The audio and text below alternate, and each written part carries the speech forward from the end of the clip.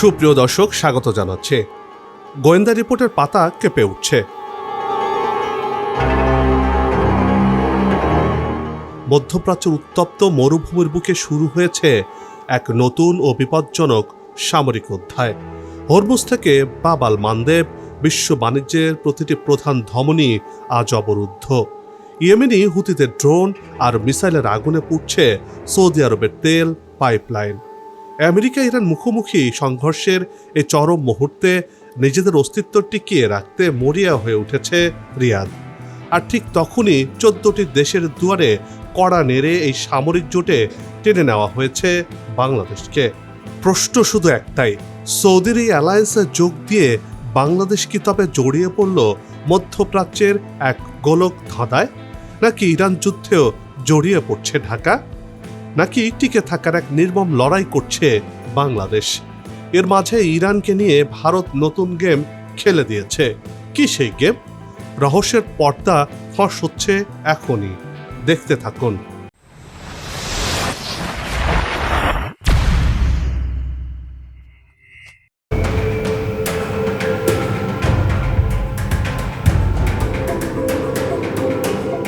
Hormuz থেকে বাব আল মানদেব বিশ্ব অর্থনীতির ফুসফুস আজ মৃত্যুর মুখোমুখি। আমেরিকার দোসর সৌদি আরবের আকাশ চিরে হুতিদের মিসাইল আশ্রয় পড়ছে একের পর এক। লোহিত সাগরের বুকে নেমে এসেছে চরম সামুদ্রিক অবরোধ। নিজেদের অস্তিত্ব টিকিয়ে রাখতে আর তেল রপ্তানির ধমনী সচল রাখতে শেষ পর্যন্ত 14টি দেশের দুয়ারে কড়া নেড়েছে রিয়াদ। আর এই রুদ্ধশ্বাস ভূ রাজনৈতিক খেলায় সবার চোখ এখন বাংলাদেশের দিকে।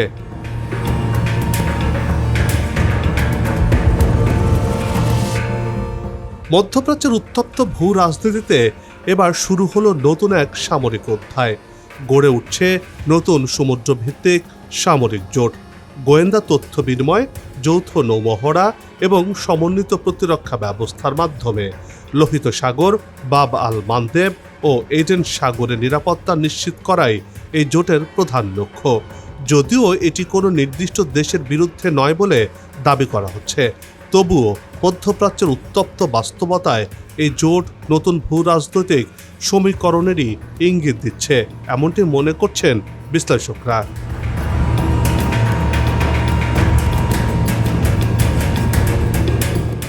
এক বিবৃতিতে সৌদি আরবের প্রতিরক্ষা মন্ত্রণালয় জানিয়েছে, সম্মিলিত সামরিক নিরাপত্তা সহযোগিতা জোরদার করার লক্ষ্যেই গড়ে তোলা হয়েছে multi national maritime defence alliance. জোটভুক্ত দেশগুলো স্পষ্ট জানিয়ে দিয়েছে, ভারত মহাসাগরের সঙ্গে ভূমধ্যসাগরকে যুক্ত করা এই অতি গুরুত্বপূর্ণ 3টি জলপথে তারা আন্তর্জাতিক বাণিজ্য ও জ্বালানি সরবরাহের রুট পুরোপুরি নিরাপদ রাখতে চায়।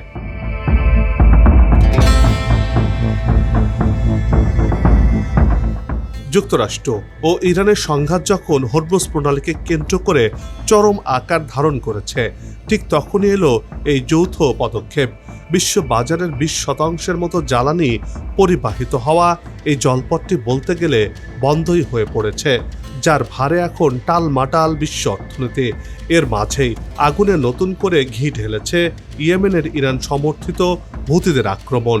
বাব আল মানদেব, লোহিত সাগর আর এডেন উপসাগরে নৌপথগুলোকে একের পর এক হামলা চালিয়ে যাচ্ছে এই হুতি বাহিনী।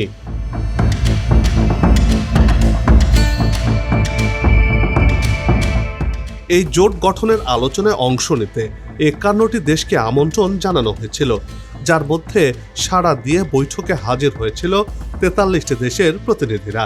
সৌদি প্রতিরক্ষা মন্ত্রণালয় থেকে জানানো হয়েছে, আলোচনায় ইউরোপীয় ইউনিয়নের একটি প্রতিনিধি দলও উপস্থিত ছিল।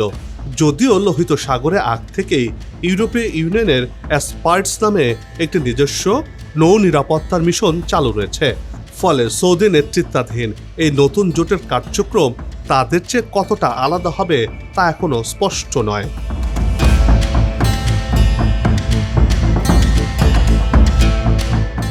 সৌদি আরব ছাড়া এই জোটে স্বাক্ষরকারী বাকি 13টি দেশ হল তুরস্ক, কুয়েত, বাহরাইন, কাতার, জর্ডান, মিশর, Pakistan, Djibouti, Somalia, Bangladesh, Yemen, Sudan এবং কমরস। একবার ভাবুন তো, সুদানের মতো দেশও এই জোটে যুক্ত হয়েছে।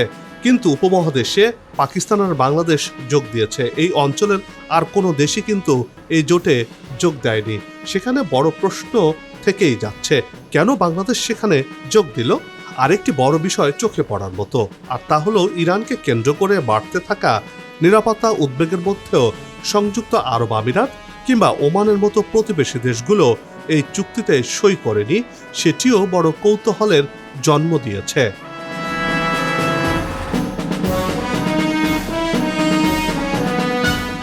সৌদি প্রতিরক্ষা মন্ত্রণালয়ের বিবৃতিতে বলা হয়েছে, প্রয়োজনীয় জাতীয় আইনি প্রক্রিয়া সম্পন্ন করে অন্য দেশগুলোর জন্য এই জোটের সনদে যুক্ত হওয়ার পথ খোলা রাখা হয়েছে। সদস্য দেশগুলোর দৃঢ় বিশ্বাস, সামরিক নিরাপত্তা কোনো একক দেশের বিষয় নয়, এটা যৌথ দায়িত্ব। আন্তঃসীমান্ত নৌ হুমকি মোকাবেলায় রাষ্ট্রগুলোর মধ্যকার পারস্পরিক সহযোগিতা ও সমন্বয়ে প্রধান লক্ষ্য বা প্রধান মূলধন। চুক্তিতে স্পষ্টভাবে উল্লেখ করা হয়েছে, এটি কোনো নির্দিষ্ট দেশের বিরুদ্ধে গঠিত সামরিক জোট নয়।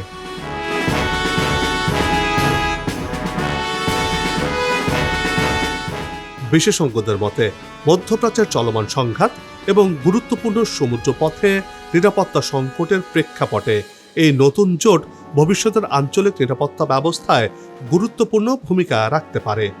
একই সঙ্গে বাংলাদেশের এই জোটে অন্তর্ভুক্তি ভারত মহাসাগর এবং বৃহত্তর সামরিক নিরাপত্তা ইস্যুতে দেশের আন্তর্জাতিক সম্পৃক্ততারও একটি নতুন দিক উন্মোচন করল।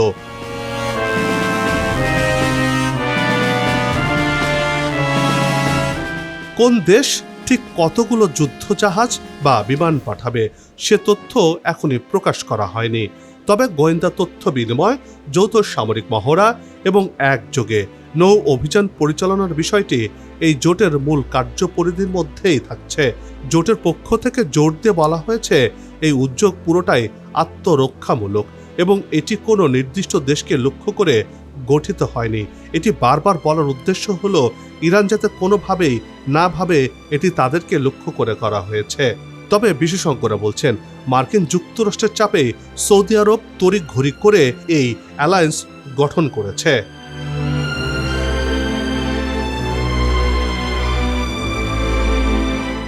এই জোটের প্রতিষ্ঠাতা সদস্য সৌদি আরব এবং তাদের ভূখণ্ডে বসে এই জোটের প্রধান কার্যালয়। যদিও ঠিক কোন শহরে হেডকোয়ার্টার হচ্ছে তা নির্দিষ্ট করে বলা হয়নি। গেল সপ্তাহেই ইয়েমেনের হুতি বিদ্রোহীরা সৌদি আরবের উপর এক ধরনের সামরিক অবরোধের ঘোষণা দেয়, যার ফলে লোহিত সাগরে ঘুরিয়ে দেওয়া সৌদির তেলবাহী জাহাজগুলোর চলাচল মারাত্মকভাবে বিঘ্নিত হয়, বর্তমানেও হচ্ছে।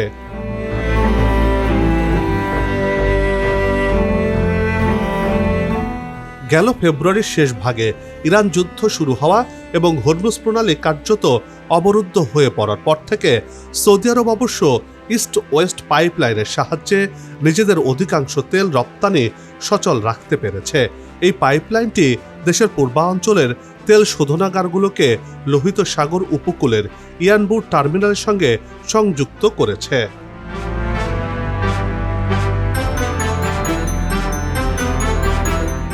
কিন্তু সমস্যা হলো, সৌদি রপ্তানি সেই জাহাজগুলোকে শেষ পর্যন্ত বাব আল মানদেব প্রণালী অতিক্রম করতেই হয়।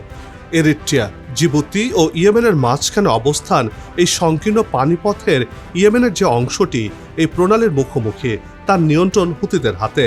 আর এটাই লোহিত সাগরে যে কোনো জাহাজে আঘাত হানার ক্ষেত্রে তাদের এক বাড়তি কৌশলগত সুবিধা এনে দিয়েছে।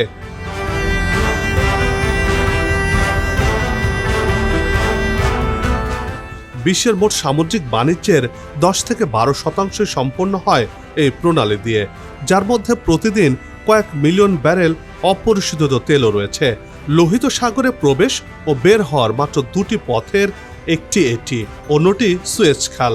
সবচেয়ে সরু পয়েন্ট বাব আল মানদেব মাত্র 29 কিলোমিটার বা 18 মাইল চওড়া, ফলে জাহাজ চলাচলের জন্য মাত্র দুটি সরু পথ উন্মুক্ত থাকে। কাজেই এই অঞ্চলে সামান্য বিশৃঙ্খলা বিশ্বজুড়ে নতুন করে জ্বালানি সংকটের আগুন জ্বালিয়ে দিতে পারে।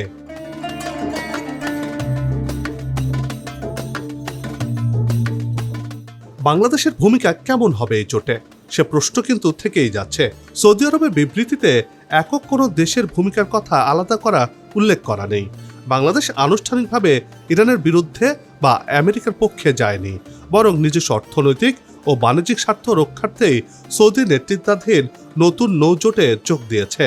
বাংলাদেশ সর্বদা সবার সাথে বন্ধুত্ব, কারোর সাথে বৈরিতা নয়, এই জোট নিরপেক্ষ পররাষ্ট্রনীতি অনুসরণ করেই চলে।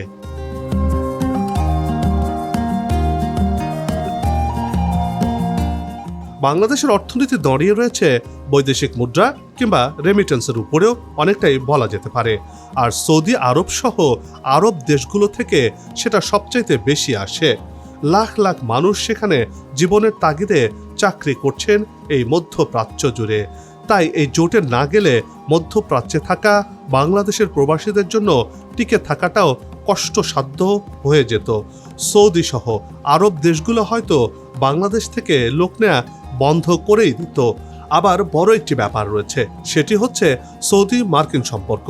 সেই পথেও বাংলাদেশকে এই জোটে যোগ দিতেই হতো। তবে এক্ষেত্রে নিজেদের স্বার্থেই বাংলাদেশ সৌদি জোটে যোগ দিয়েছে বলে মনে করছেন বিশ্লেষকরা, যাকে ভূ রাজনীতি হিসেবেই দেখছেন তারা।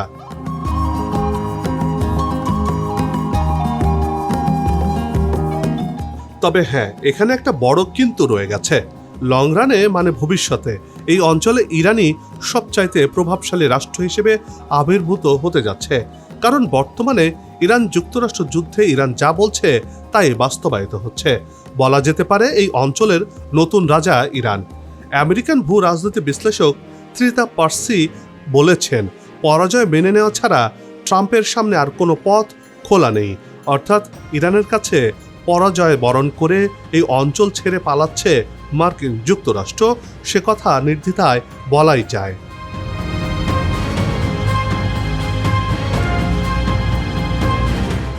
এটাই এখন ভবিষ্যৎ পৃথিবীর বাস্তবতা। তাই বাস্তবতার নিরিখে বাংলাদেশ সরকারের উচিত হবে ব্যাক চ্যানেলে ইরানের সাথে আলোচনা করা। কেন ঢাকায় জোটে যোগ দিয়েছে, কোন প্রেক্ষাপটে, সেটা গোপনে হলেও ইরানি কর্তৃপক্ষকে আগ থেকে জানিয়ে রাখাই ভালো বলে মনে করছেন বিশেষজ্ঞরা। নইলে ইরানের এই কঠিন সময়ে ওদের বিরুদ্ধে যাবার ফল এখন না হলেও অদূর ভবিষ্যতে কিছুটা ভোগাতে পারে বলে মনে করছেন অনেক বিশ্লেষক।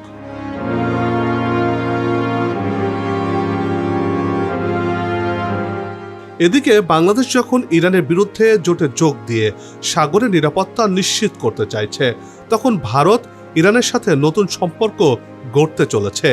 এবার পাকিস্তানের জায়গা দখল নেয়ার পরিকল্পনা এঁটেছে ইন্ডিয়া। যুক্তরাষ্ট্র ইরান উত্তেজনা প্রশমনের সহায়তার প্রস্তাব দিয়েছে ভারত।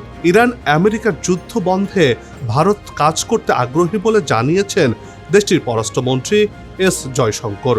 ইরানের পররাষ্ট্রমন্ত্রী আব্বাস আরাকচির সাথে টেলিফোনে আলাপকালেই প্রস্তাব দিয়েছে ভারত।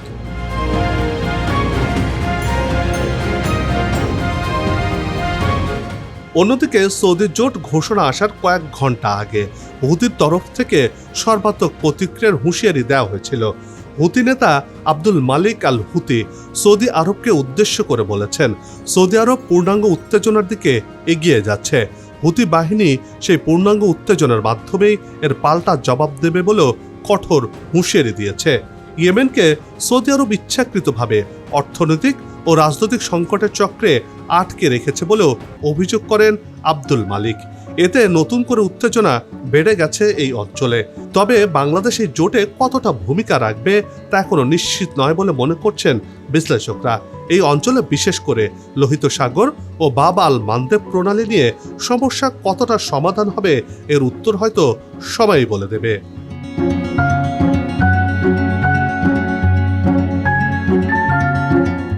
বন্ধ হোক যুদ্ধ, বিগ্রহ, হানাহানি, শান্তিময় হোক বিশ্ব। সবার সুস্বাস্থ্য আর মঙ্গল কামনা করে এই বিশেষ প্রতিবেদন এখানে শেষ করছে। আবারও হাজির হব নতুন কোনো খবর আর তার বিশ্লেষণ নিয়ে। নিজে ভালো থাকুন, দেশকে ভালো রাখুন আর আমাদের সাথেই থাকুন।